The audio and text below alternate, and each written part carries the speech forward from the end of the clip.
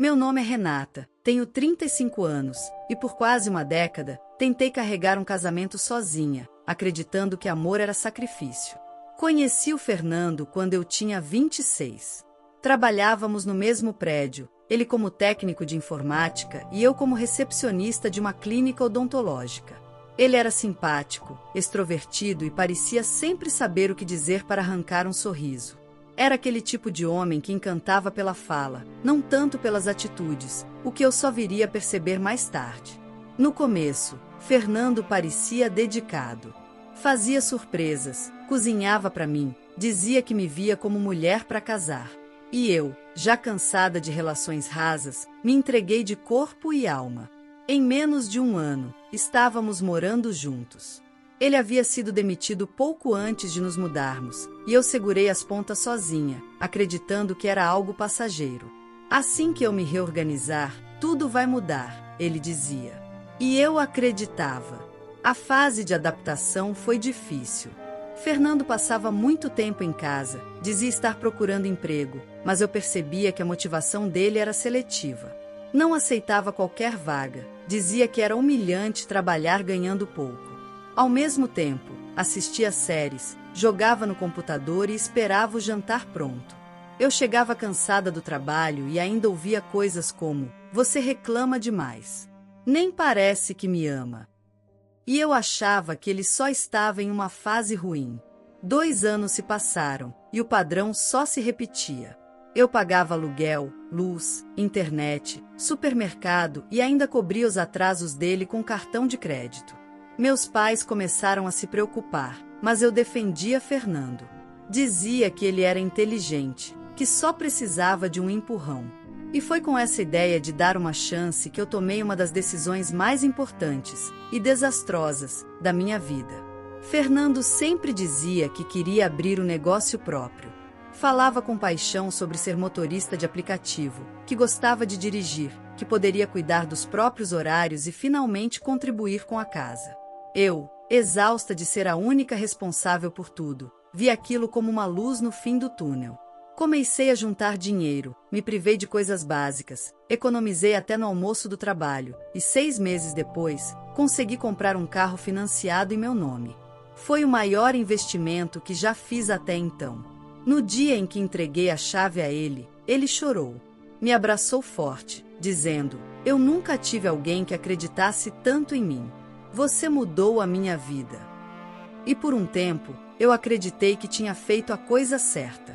Fernando começou a trabalhar no aplicativo, saía cedo, voltava tarde, dizia estar fazendo corridas o dia todo.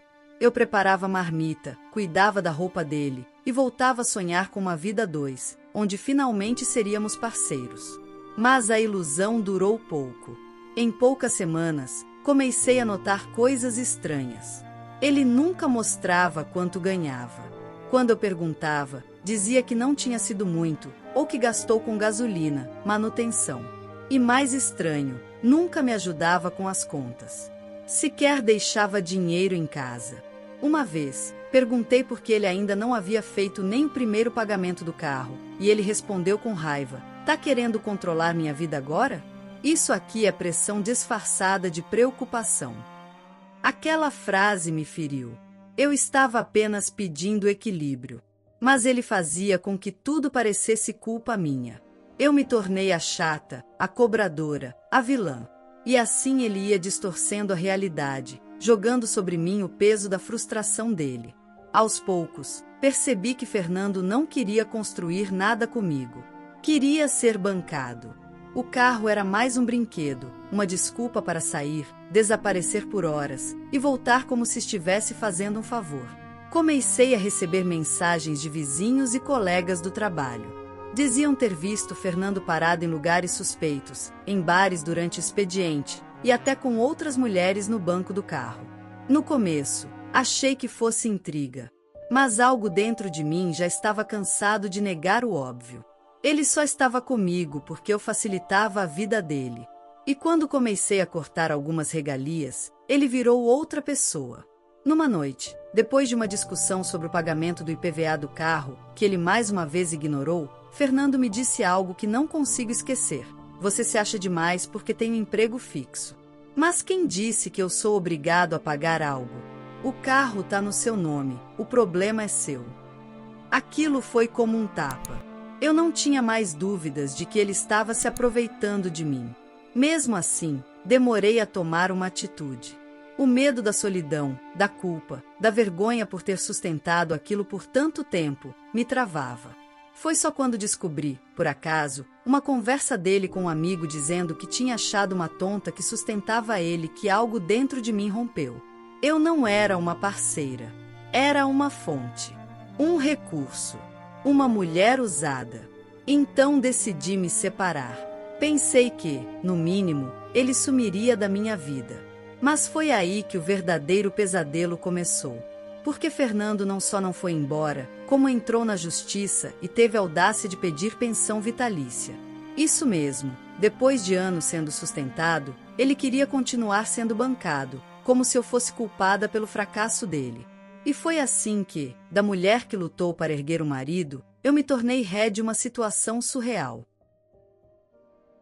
Depois que Fernando entrou com um pedido de pensão vitalícia, meu mundo virou de cabeça para baixo. Eu, que achava que o divórcio seria o fim do desgaste, me vi diante de uma batalha judicial que parecia mais um pesadelo jurídico e emocional. Quando recebi a intimação, senti um nó na garganta. Ele alegava que havia abandonado a carreira para me apoiar, que ficou anos a serviço da casa, e que, agora, sem profissão formal, estava incapacitado de manter o próprio sustento. Fiquei atonita. Fernando tinha coragem de reescrever toda a história como se ele tivesse sido sacrificado da relação. Em seu depoimento, dizia que eu era controladora, que o impedia de buscar independência, e que ele apenas abriu mão da carreira por amor. Eu reli aquele papel incontáveis vezes, tentando entender como uma pessoa que pouco fez pela casa, que nunca contribuiu com contas, agora queria me obrigar judicialmente a sustentá-lo, de forma vitalícia. Procurei um advogado com urgência. Expliquei toda a situação, levei extratos bancários, comprovantes dos pagamentos do carro, registros de financiamentos e até mensagens que mostravam a relação abusiva e oportunista dele. O advogado ficou em choque com a ousadia do pedido. Infelizmente, tem aumentado o número de casos como esse. Mas fique tranquila.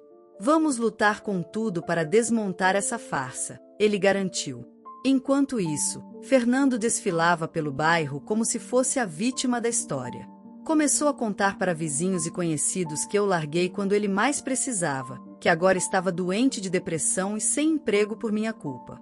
Eu, que por anos havia sustentado aquele homem, agora era tratada como a vilã por quem só via o que ele queria mostrar.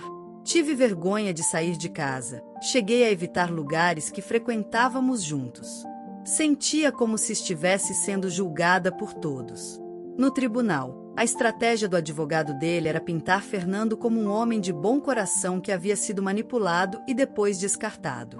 Diziam que ele tinha desenvolvido um vínculo de dependência emocional e financeira comigo, e que agora, abandonado, enfrentava risco de exclusão social.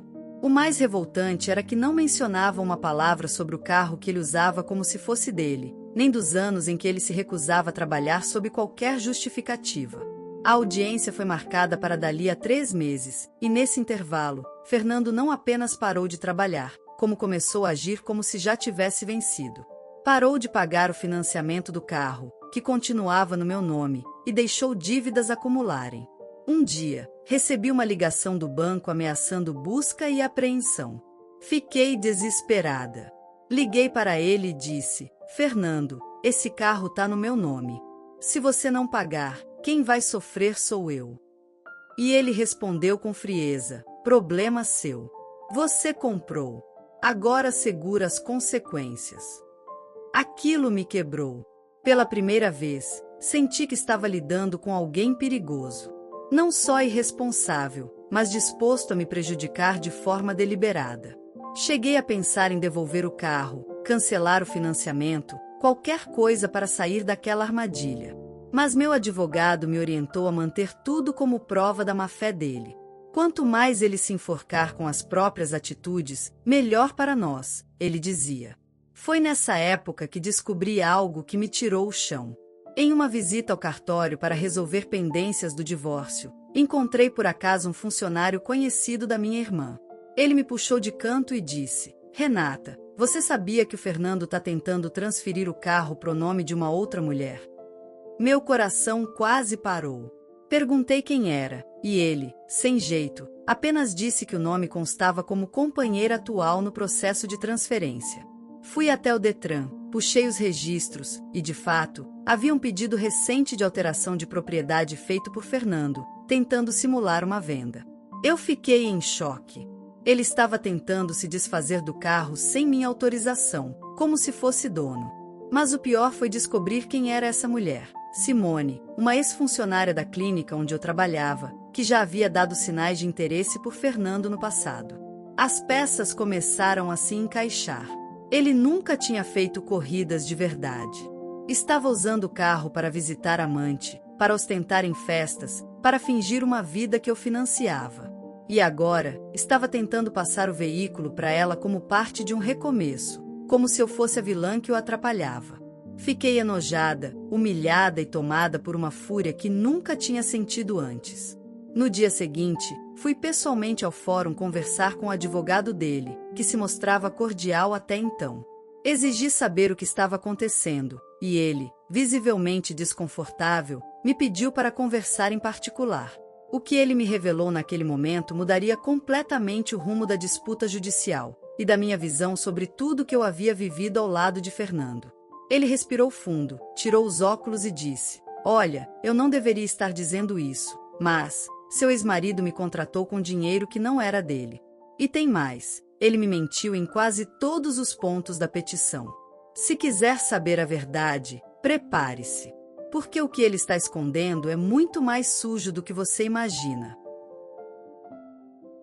Fiquei paralisada ao ouvir aquele advogado confessar que Fernando havia mentido até para ele.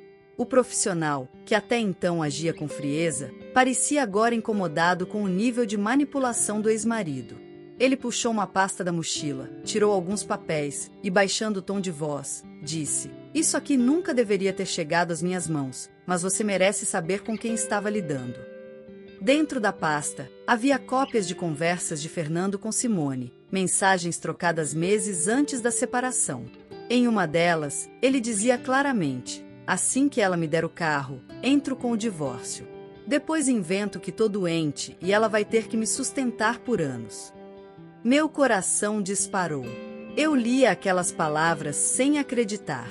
Cada frase era como uma facada em tudo o que eu tinha acreditado. A relação inteira havia sido um plano? O advogado também entregou um comprovante de um depósito feito por Simone diretamente para ele. Ou seja, a própria amante havia ajudado a bancar o processo de pensão vitalícia. Ele usou o nome dela como amiga, mas só depois descobri que era relacionamento antigo. Me senti enganado como profissional, ele explicou. O homem não só arquitetou a separação, como teve a audácia de envolver terceiros para me prejudicar. Voltei para casa transtornada, sentindo que meu peito ia explodir.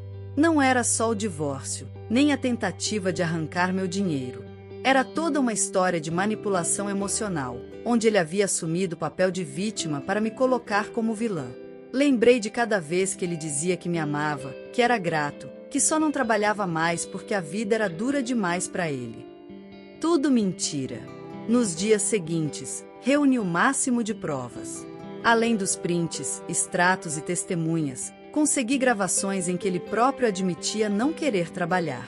Uma delas me marcou profundamente. Durante uma briga, ele grita: Se você me largar, vai ter que me bancar de qualquer jeito.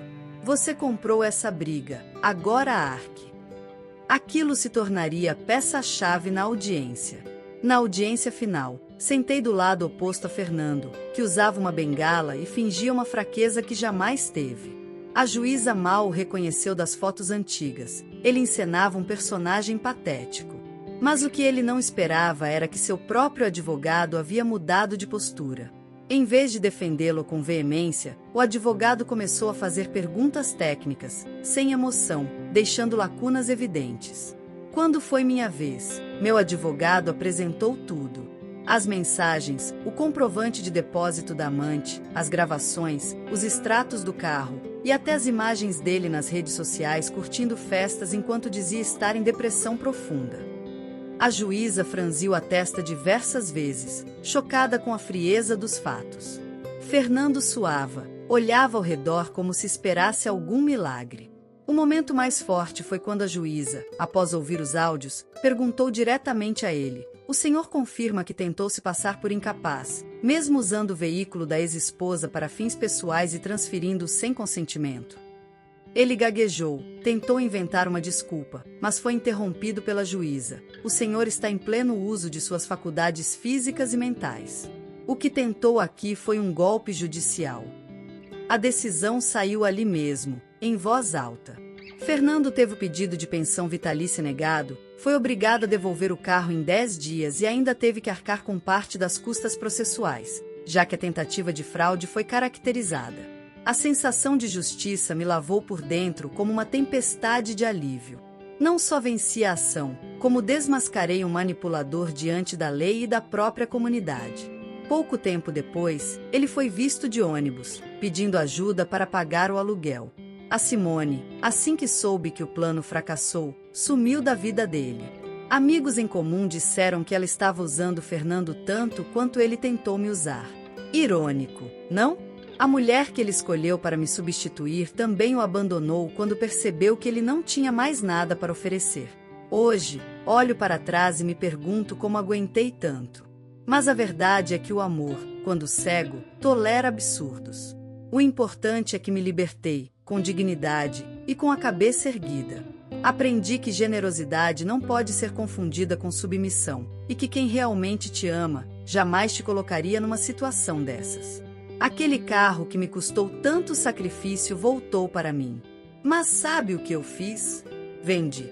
Com o dinheiro, fiz algo por mim, uma viagem sozinha. Pela primeira vez em anos, me dei o direito de viver sem peso, sem carregar ninguém. E a sensação de dirigir minha própria história, finalmente, foi o bem mais valioso que eu conquistei. A história de hoje chegou ao fim.